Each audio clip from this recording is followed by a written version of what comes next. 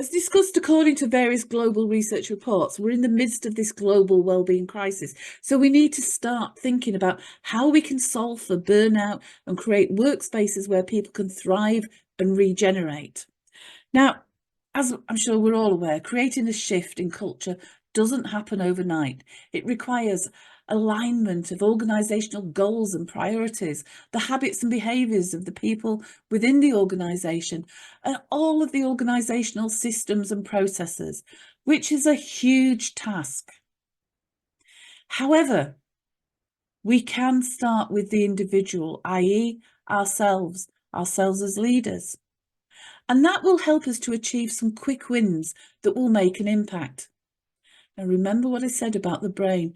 The brain is more motivated towards achieving a quick win rather than the longer term goal of perhaps developing this culture of well-being and regeneration. So start with the quick wins. As leaders, we've got that responsibility for well-being of our people, and many people we know are already experiencing stress, anxiety, burnout. But even if they're not, then we want to develop an organisation where people can thrive. We need to focus on developing everyone's skills around well-being. And leaders need to lead by example. Demonstrate the behaviours they want in others. And there's a vast difference between just simply talking about the changes that need to happen and being the change that needs to happen. Now, Leandro Herrero's viral change highlights that as social creatures, we collectively mimic each other's behaviours, for good or for bad. And it's when people can see different things happening, like learning a new dance step, for example, that they start to follow. So this is the role our leaders should be thinking about in an organisation as that first step for developing that workplace regenerative culture.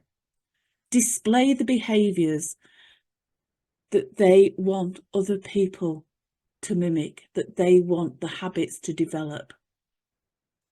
So leaders shouldn't wait for perfect conditions. Seek out new opportunities for regenerative leadership and practice them, even if it's only in small micro environments within, your own small team. Let's say there's a team of 3 or 4 of you. Start small. Don't feel you need to have to wait for some momentous occasion. You can start today by observing what makes your people deeply engaged, bring their full selves to work, what makes them happy. And observe these things and then gradually start to incorporate these elements into the organisational culture. For example, it may be that actually rotating, pairing people up, having a work buddy and rotating people so they get an opportunity to work with different colleagues and learn from different colleagues. Empowering anyone to call a team meeting, allowing staff to bring their children to work or their pets to work, their babies to work, their pets to work. Make it easy for people to do the right thing.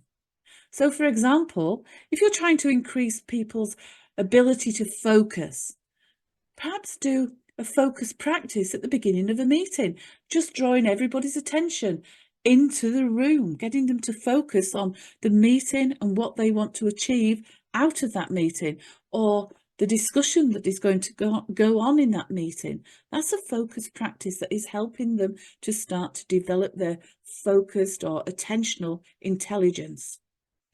You could arrange social gatherings at lunchtime for your team, get-togethers while having lunch, non-work related discussions though.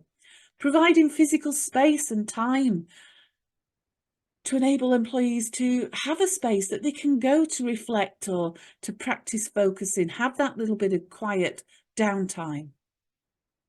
We need to focus on the behaviours that you want to see rather than the behaviours you don't want or the behaviours that is seen now. Leaders need to practice daily, lead by example, educate, reward the behaviours, call out best practice. So it's bringing all our attention onto the things that we actually want, the habits, the behaviours we want.